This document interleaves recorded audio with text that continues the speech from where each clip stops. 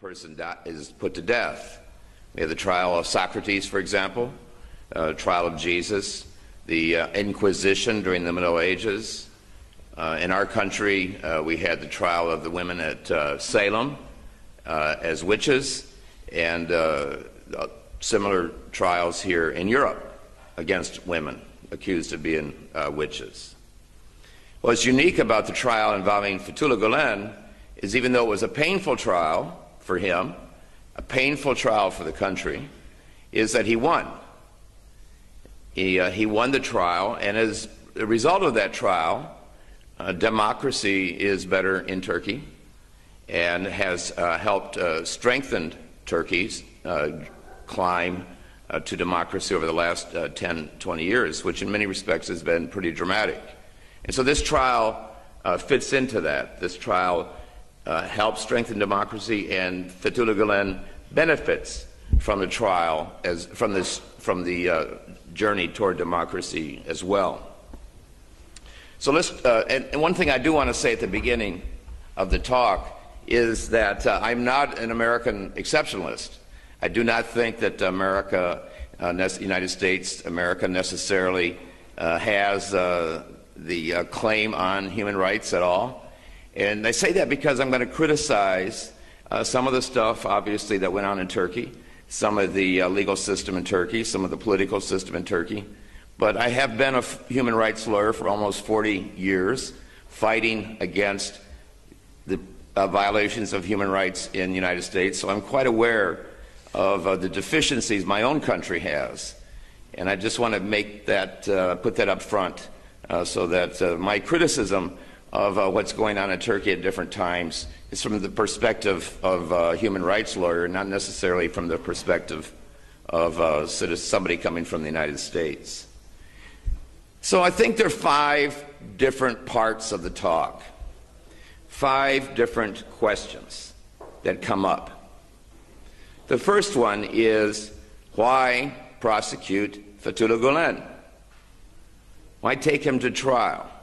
This is a man, after all, that Monsignor Marovic, who is the representative of the Vatican, representative of the Pope in Istanbul, called a saint. Why go after him? What was the charge against Fethullah Gulen? Who was the opposition to him? Who were the actors? And what was the wild card? The wild card is like the Joker, right? When you're playing cards or a game, it's the card that comes in and changes the dynamics of the game. And there is a wild card here. So, first question, why prosecute Fethullah Gulen? And why also go after the organizations associated with him? You know, Fethullah Gulen represents a movement, and is a spiritual leader, in a sense, a spiritual motivator of a movement, a form of Islam in the Sufi tradition that's very tolerant, very much believes in ecumenical activity, talking, relating, having dialogue with people of other religions. Very much believes in the interplay of science and religion, that they go together and complement and help each other. It's a movement that calls itself civil society movement that's inspired by Fethullah Gulen, in which Hizmet is very important, in which education is very important. I was at a school today just down the street sponsored by the movement. And I've been to a number of schools actually around the country, and in Texas, where I'm from, we have 26 Harmony schools, they're called. And there are 20,000 students in those schools and 30,000 on the waiting list. So that gives you an idea of how well respected these schools are in Texas and in the United States. There are more than 1,000 Gulen-inspired schools around the world in 130 countries. And when the schools began, they emphasized, of course, putting educational facilities in the Kurdish area of the country.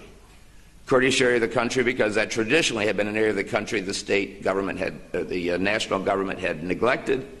It was also an opportunity to give young women the chance to go to school and give them a place where they could go and get an education rather than having to get married at 14 and 15 and deal with a family at that age.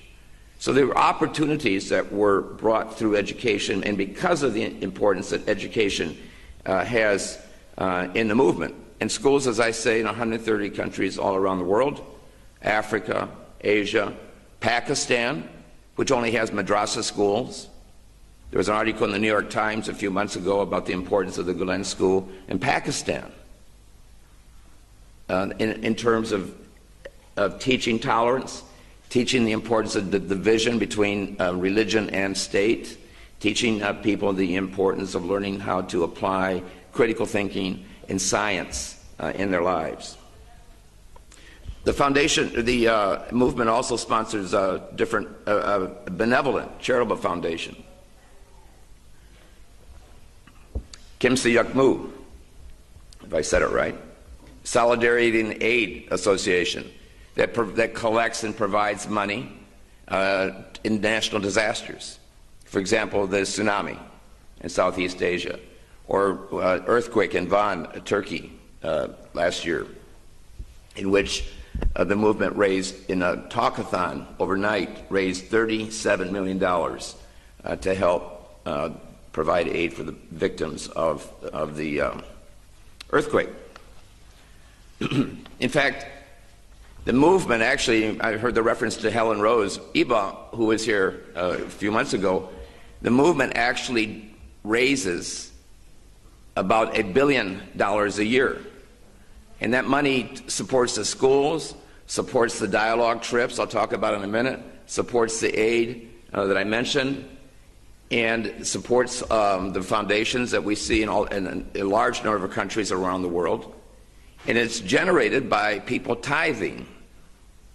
Tithing is a concept in the Bible in which you give at least 10% of your time and at least 10% of your money to your neighbor. Tithing. So this concept is applied in the movement. And I know that a lot of people actually contribute more than 10%, but that's how the money is generated to support the movement. And $1 billion sounds like a lot of money, but if you look at all of the programs in the schools that the movement generates, you know that there are a lot of people in the movement, in the schools, that work for very minimal salaries. They're giving their time. They're earning less than what they could earn in the public sector, but they're doing it out of their dedication to Hizmet. The movement also sponsors media, as you know, TV station here, originates in Turkey. It's part of the movement. Saman. The other radio programs. Saman is published in a number of countries in a number of different languages. It's got the largest circulation in Turkey. And I read it before I realized it was associated with the movement, because I thought it was the best thing I could find in English when I was in Turkey. And I ended up actually writing this book because I went on an interfaith dialogue. I was in church one Sunday morning, and a judge who was a friend of mine, at the end, she said, "Does anybody want to go to Turkey?" And I said, "Well, why not?" I didn't know anything about Turkey. I didn't know anything about Islam. I knew nothing about the movement. And I went. And so then I learned a lot. And when I came back, somebody said, "Why don't you write a book about the trial?" I said, "Well, I don't know anything about the trial." But anyway, they pushed and pushed, and finally I did it, because I was interested in it as a human rights event in the history of the world, and I thought it was very important. But I mentioned this story because this is part of the dialogue. And that is inviting people from around the world to come to Turkey, to meet people in Turkey, to go have meals with people in their houses, to go visit the schools. And that dialogue effort is very important, because it helps change the ideas that we Americans have about folks who belong to Islam, people who are from the Middle East, people who are different from us. It helps change that. And that's very important because that's part of Hizmet, right? The Sufi saying, souls seeing each other. And that's done through the dialogue. And thousands of people have been brought to Turkey as part of the dialogue from all around the world. I know a large number from Texas, from all around the United States, from Canada, from Australia, from Indonesia. All kinds of groups have come. Part of that dialogue sponsored by the movement. And the dialogue also happens in the local communities. There are dinners every year. There are these kinds of discussions every year that go on. That's a very important part of the movement. The criticism of the movement, of course, is that it is not transparent. There has got to be a structure. There has got to be a hierarchy. We think that in the United States in particular, we have a hard time understanding you can have a movement without structure, right? We always want to see the CEO, the board of directors, who's the vice president, right? Well, it's a Sufi movement, which means it's not very structured. There's a lot of discussion, coordination, but it's not a structured movement. And when we don't see that, a lot of people think it's got to be subversive. That's a criticism, lack of transparency. The other criticism, well, I should say the other thing that comes up, and I'll talk about this when I get into the trial, there's also a legal reason that's very important, not to have a centralized movement. Apart from the Sufi tradition, there's also a very important legal reason not to do this. Anyway, so you look at this movement and you go, why would the government of Turkey try to break the movement? Why would the government of Turkey want to put this man in jail for 10 years? Hard punishment, it was called, which is like in solitary confinement. Why would the government want to do that?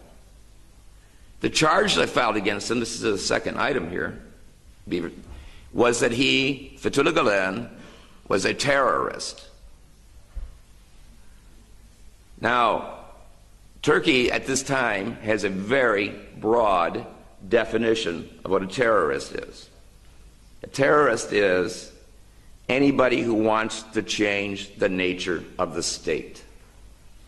So if you put forth a proposition, for example, that you wanted to change the way Parliament was elected, or if you wanted to model it after the United States Congress, in which you have two houses instead of one, you would be a terrorist, because that's changing the essential nature of the state. Or if you said we want to do away with the president and just have a prime minister the way they do in England, you'd be a terrorist, because that's changing the essential nature of the state. So under that definition, anybody could be prosecuted, and anybody was prosecuted. Fethullah Gulen was not the only one that charges were brought against by far. There were hundreds and hundreds and hundreds of people that suffered through these sorts of charges. He was the one, though, who stood up. He's the one who fought, and he's the one who won, ultimately. But this was a tool of oppression used by the government with anybody with whom the government disagreed or perceived to be a threat. So that leads into the third part. What was the opposition? Why did they want to bring terrorist charges against Fethullah Gulen?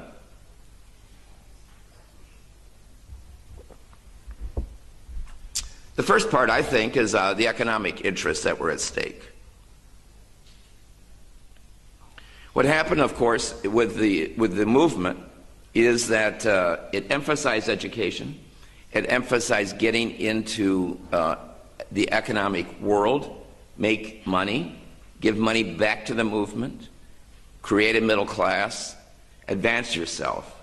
And the movement was primarily centered in the beginning in Anatolia. The wealth of the country was concentrated in Istanbul. A lot of you have heard white Turks versus black Turks. Right? The money was concentrated in Istanbul. So there's only so much of a pie. right? So if the people in Anatolia are getting organized and saying we want a piece of the pie, that means the folks in Istanbul, the power structure, has to give up some of the pie. And people don't like to give up their piece of the pie. That's part of what's going on here. This economic change in the country, the threat. People got accustomed to their standard of living. Then you also have the whole issue of the military come into play. And as you know, the military have been a strong driving part of Turkey for good and for evil. The military has intervened in the country anytime it doesn't like what the politicians are doing. You have the bloody coup of 1960, in which the prime minister was hanged.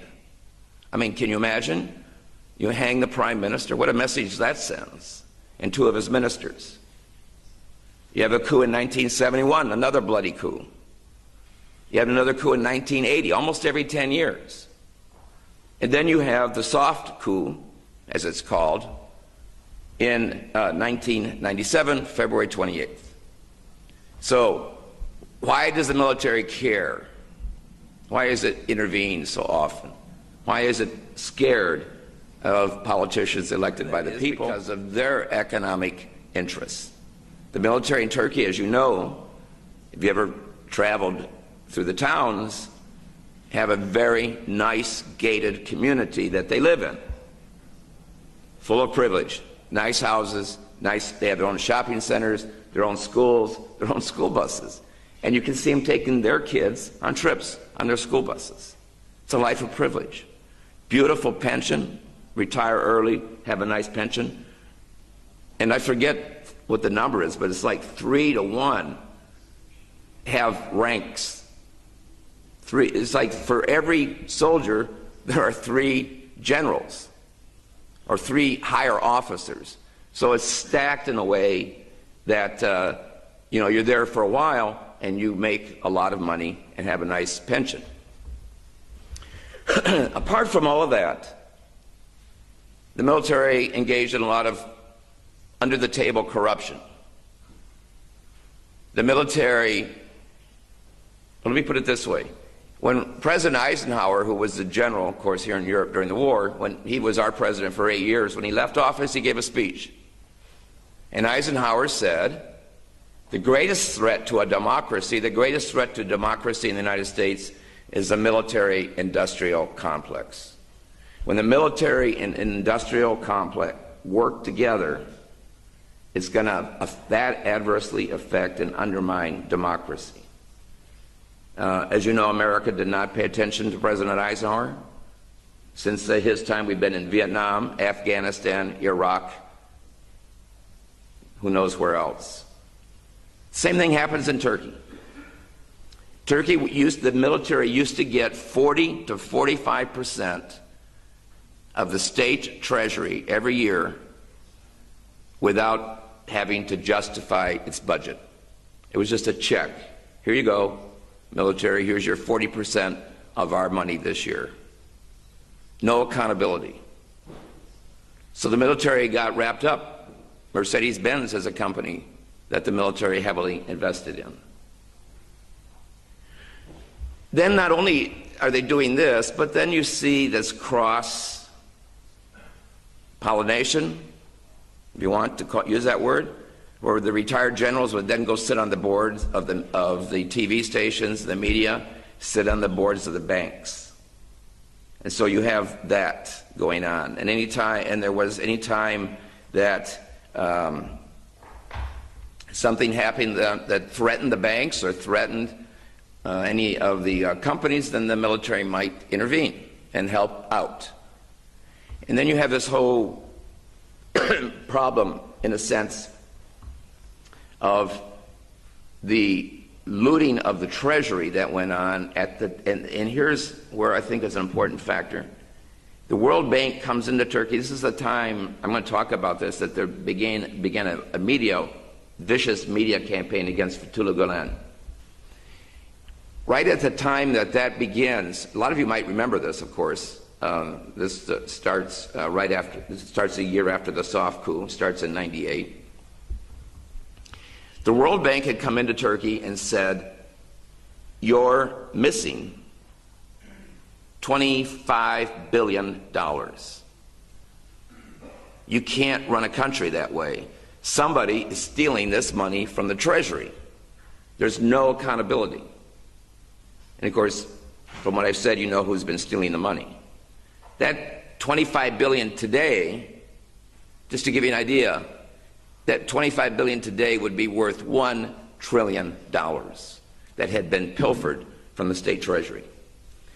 So the World Bank said, look, you want to keep getting loans from us and guarantees and all that, you're going to have to change legislation. So it's at this time when the Turkish parliament has to start changing the legislation that the vicious campaign against Gulen begins. And it's a great distraction, right? To have the media, the people have to pay attention to what's going on with regards to him, and then they won't pay attention with what's going on with them and the World Bank and the legislation. That is called sent to prison for a variety of years, and the three top generals to prison for 20 years. And you've seen all that stuff come out in the press. For a long time, people weren't sure if deep state really existed, but now we know. One of the targets in the deep state, both at Ergenekon and in Sledgehammer, was Fethullah Gulen, to get him out of commission. Everybody had an interest in getting Fethullah Gulen out of the picture. Another one that comes into play, I think, is a whole, and this is, as you know, a problem that you still see kind of manifest here in Germany and in Europe and the United States, this idea, because we use the term that we use, religious ministry. They write the sermons for the imams. They pay the imams. They keep them under control. No expression in the public sector of the public universities.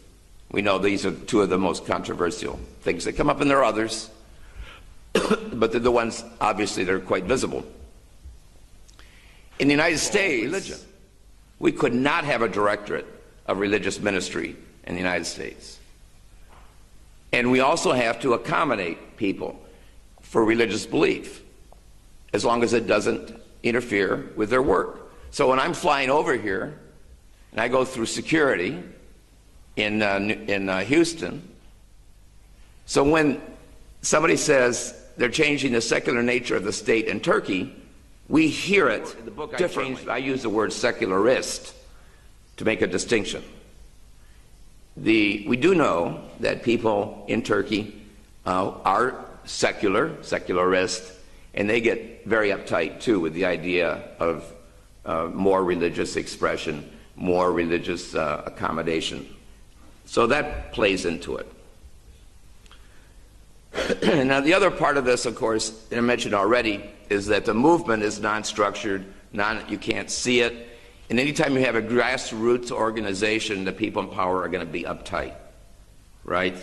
If they hear, well, there's something going down in Izmir, we don't exactly know what it is. We know that they're raising a lot of money to run some schools, and then you get all these rumors about, subversion, infiltration. They want to, sneak people into public service so they can seize the government and institute Sharia law. All of these factors, as I say, I think play into why people opposed Fethullah Gulen. Economic, the military, the interlocking banks, the military, and the media, the secularists, the fact that it's a populist movement on the ground up. All of this, I think, comes into play. Who were the actors? This is the next part of this. Who were the actors that brought the charges and were involved in the charges? The first group of actors here are the ones who do the vicious media campaign.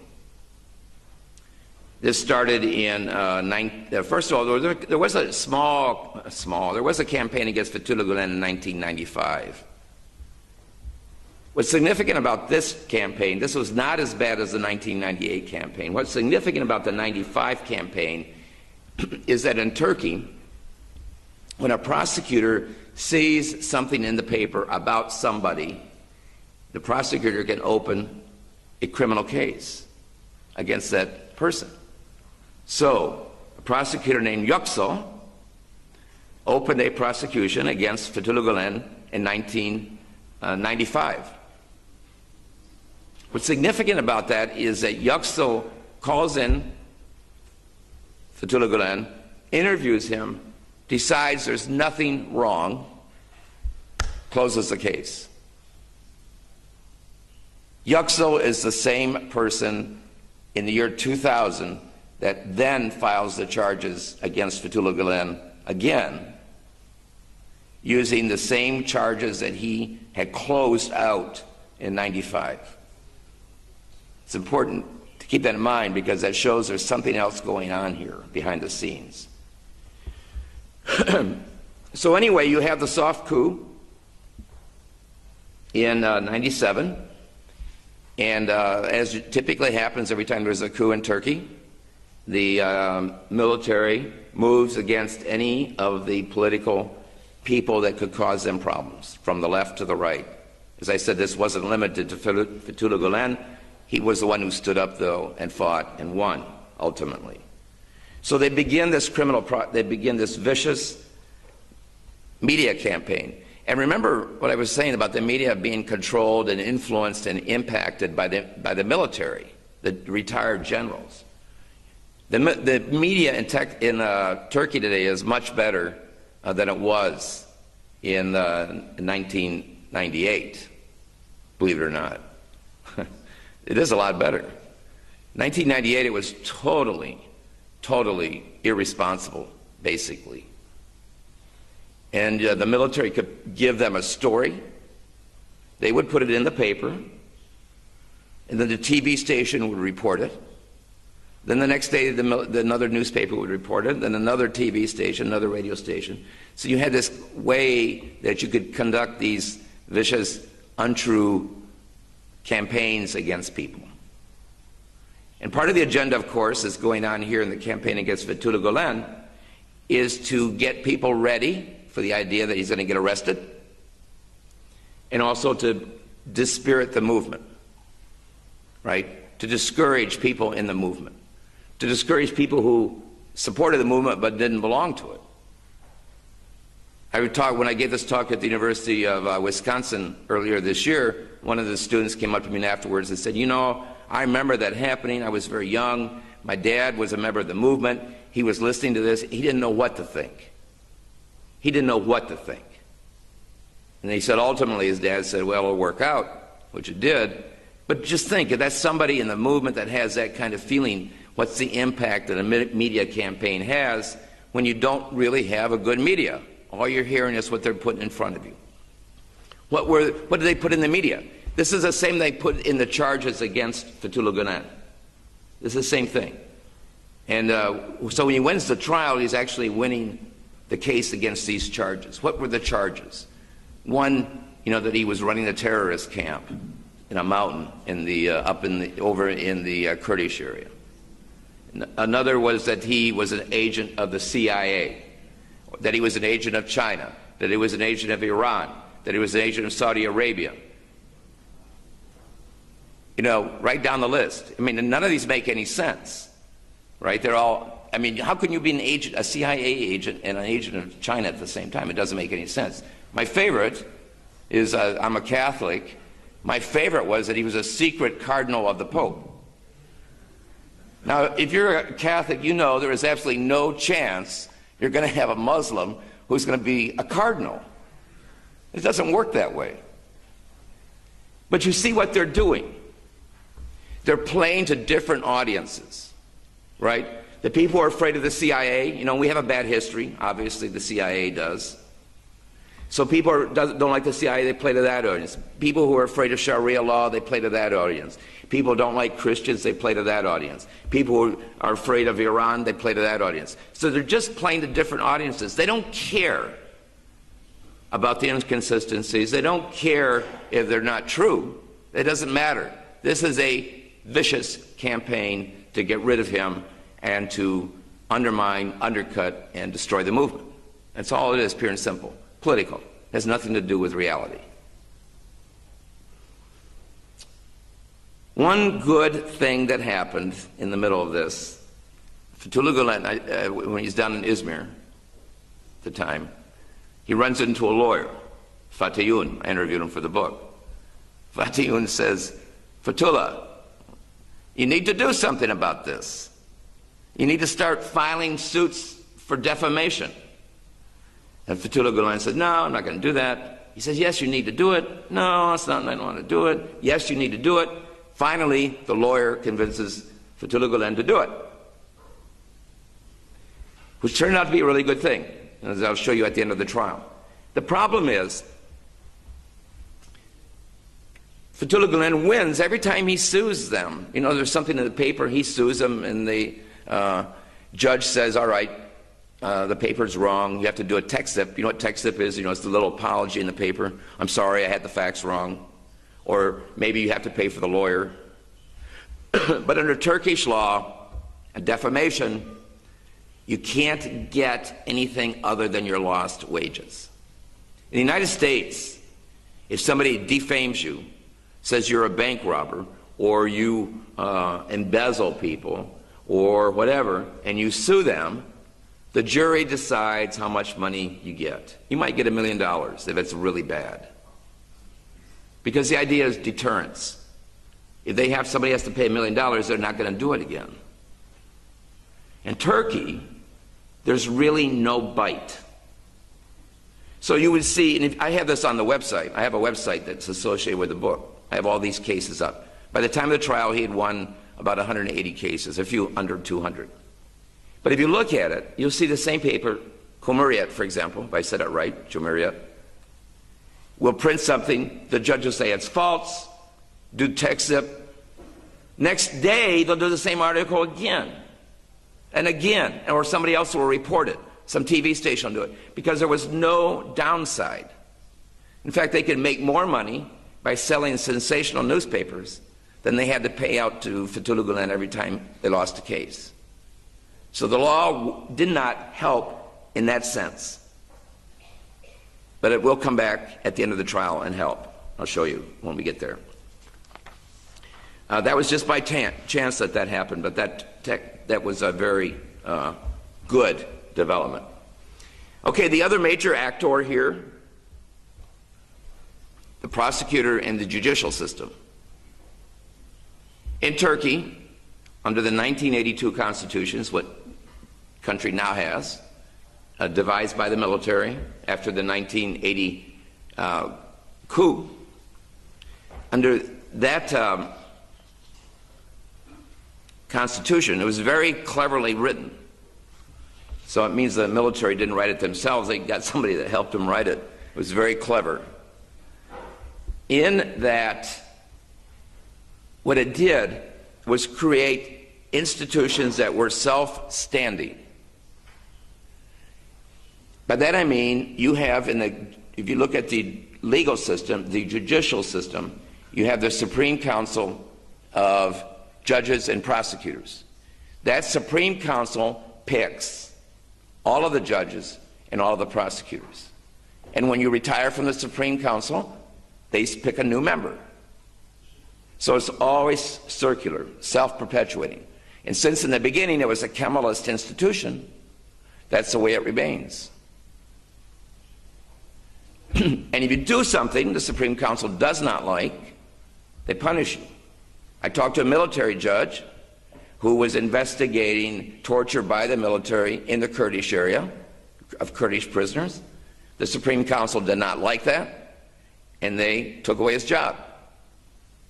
I talked to a prosecutor on the civil side doing the same thing, investigating the military in eastern Turkey, And he was demoted and transferred to Istanbul, all the way across the country. So the message is very clear. You do something we don't like, and you pay the penalty. That's the kind of control that the Supreme Council, and you know, in the 2010 constitutional amendments, that was an effort, there was some amendment to the Supreme Council, so there was a little bit more input. But at this time, there was no democratic input, no input from Parliament. The President had a little bit, but not much. It was a self-perpetuating institution. And it creates the Constitutional Court. And the Constitutional Court, you know, has not been a very good player in democracy, right? So that's the legal system that we're talking about, that Fethullah Gulen is brought to trial. The wild card, the joker, twos are wild, whatever you want to call it, the European Union. Turkey's efforts to join the European Union made the European Union say, Turkey, if you want to join, you got to clean up your legal system. You have got to abolish military courts. You've got to ensure civil liberties. You've got to ensure due process in the legal system. And then, you know, a bunch of other stuff you had to do. They had to do about trade and relations with other countries. But in this particular context, there was a lot of push, as we will see, that plays out during the trial. The wild card. Okay, so now we move to the next section, and that is the actual trial of Fethullah Gulen.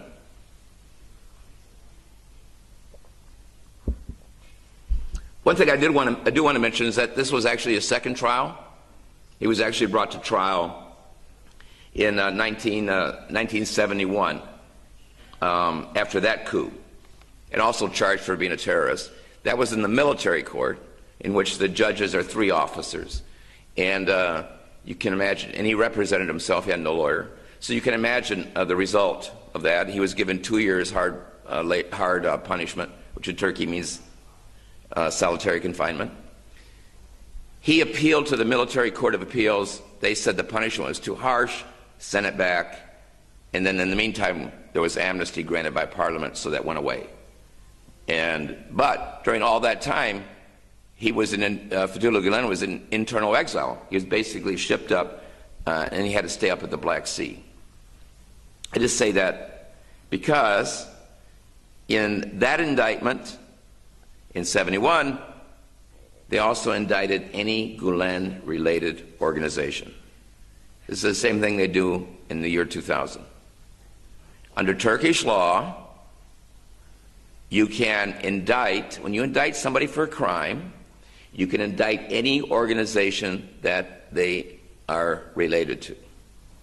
And you can actually do this in the United States. And even if you win, the government can still seize your property. Now, that doesn't seem very fair to me. In the United States, it works out like you could be, for example, driving a car, and maybe your teenage son had driven it the day before and left a little bit of marijuana in the trunk.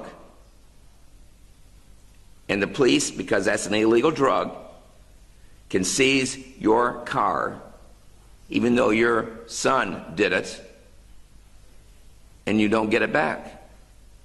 That's what was going on in Turkey, the same thing. Because you can see what they're trying to do is to break the movement. This is what I meant earlier about there's no centralized, there's a legal reason for not having a centralized organization. If you had a centralized organization, then the government could seize it more easily.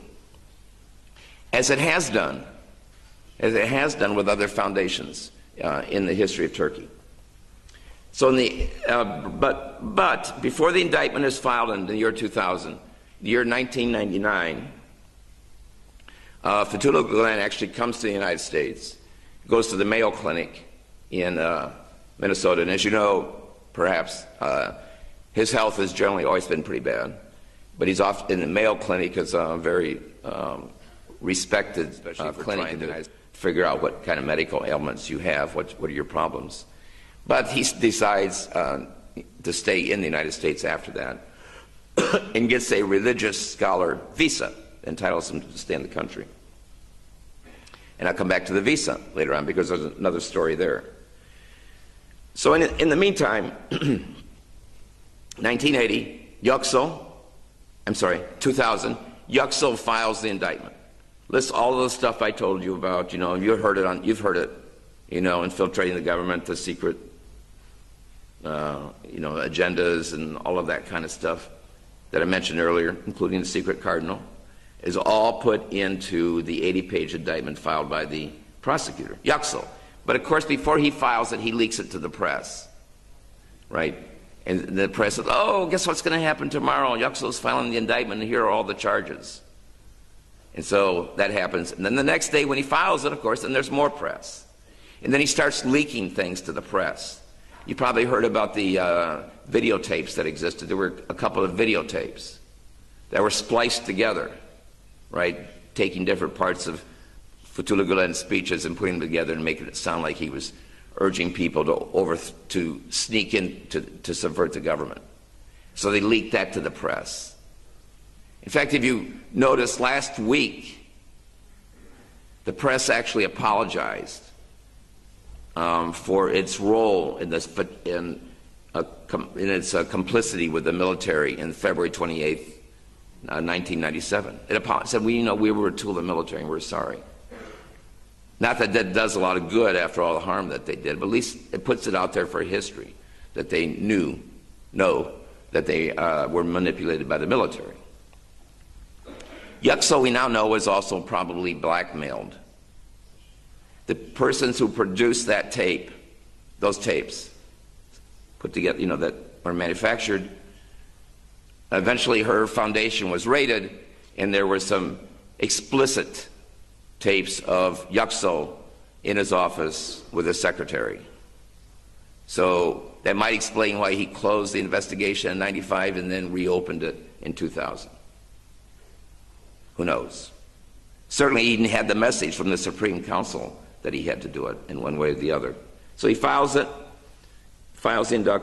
indictment, and then AK comes to power.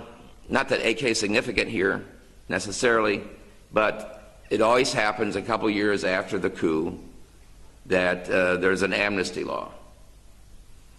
So in this indictment against Gulen and his organizations, they asked for 10 years of hard punishment. The amnesty law said, if you behave for the time of your punishment, don't do anything, then we will drop the charges. So applying that to Fethullah Gulen, if you don't do anything for 10 years, that's illegal, then we'll do away with the charges and you can forget about it. This is in 2002. What has happened in the meantime, in the year 2000, when the indictment's filed, it goes into state security court. This is a significant development. Now, the European Union had forced Turkey to shut down the military courts. So what Turkey then said, well, we'll have state security court.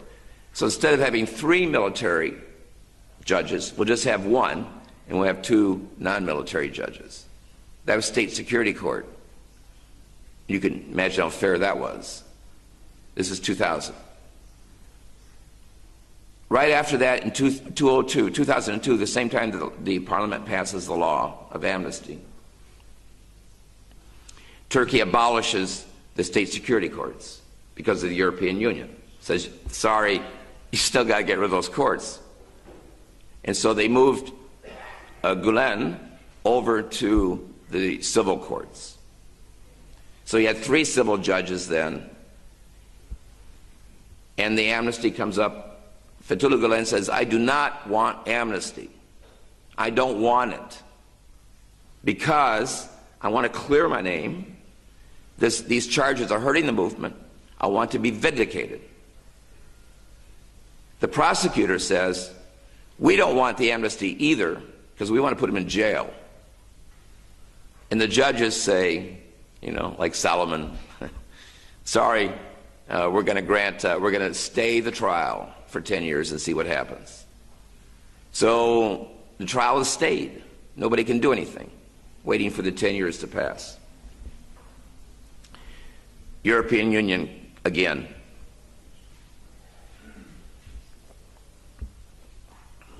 In 2004, right, when 2000 he's indicted, 2002 he's in he's transferred to civil court, amnesty. 2 years later, the Parliament again, because of the European Union, changes the definition of terror.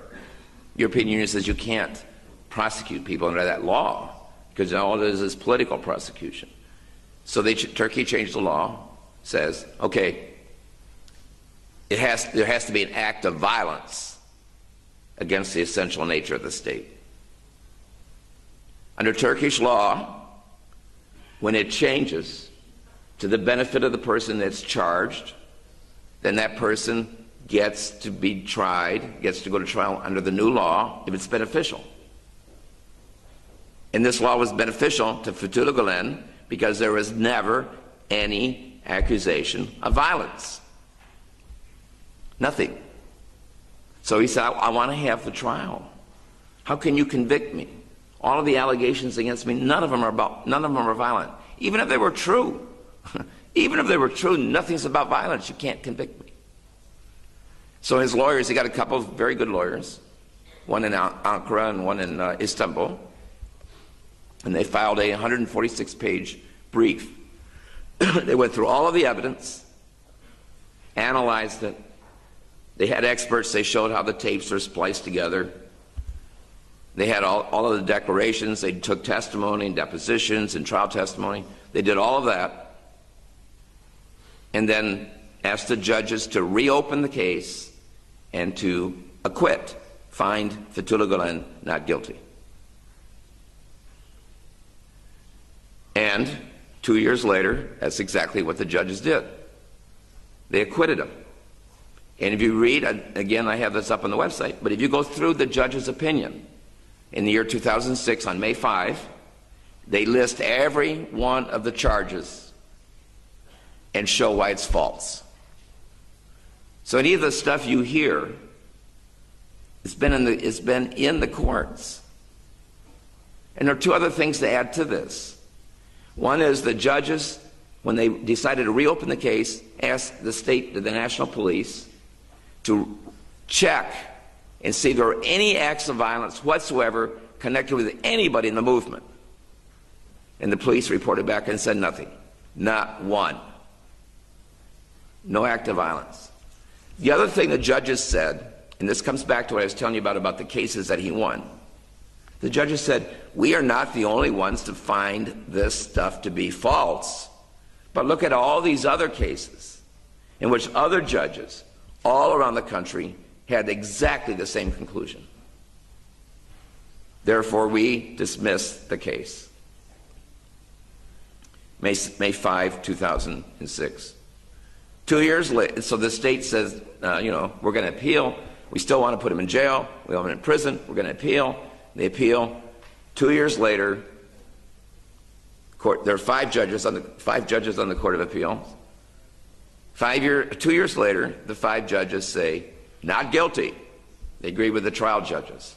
So then you got 8 judges saying not guilty. The state says, we're still going to try to put him in jail. And they went up to the full Supreme Court of Turkey. 23 judges. This time they moved a little bit faster than before. And in 2 months, 17 votes to 6, not guilty. So Fethullah Gulen wins, summer of 2008. He wins because of the changes that happened in Turkey through the European Union. And then the other part of this is that his trial helped strengthen Turkey. Because the judges write in their opinion, you can't put people in jail because of what they think. You can't put people in jail for what they believe. You can't put people in jail because of what particular religious belief they have. It was also a good summer for Fethullah Gulen because he was voted as one of the top 20 intellectuals in the world by a survey sponsored by Prospect in England and by the U.S. Foreign Policy magazine in the United States, liberal and conservative magazines that did a joint poll. So that's good. But there's one more part of this. And that's what was going on in the United States at the same time. Remember I told you in the beginning, he got a religious worker, religious scholar visa? And you've seen how many books Fethullah Gulen has written, how many sermons he's given, all of the recordings of the sermons that he's given, right? So the U.S. decided to revoke the religious status visa and say he's not really a religious scholar. And what happened then is that this is 2006. This is when things heat up in Turkey. Like the trial begins again in Turkey. And so the religious visa application to be revoked, the U.S. government sends somebody from Washington to Philadelphia where the trial is. That's unusual. And the judge says, you want to tell me that he's not a religious scholar? And the lawyer says, well, that's true. We don't think he is. The judge says, what about all this stuff he's written? And what about the ad that he ran after 9/11 saying that no true Muslim would be a terrorist?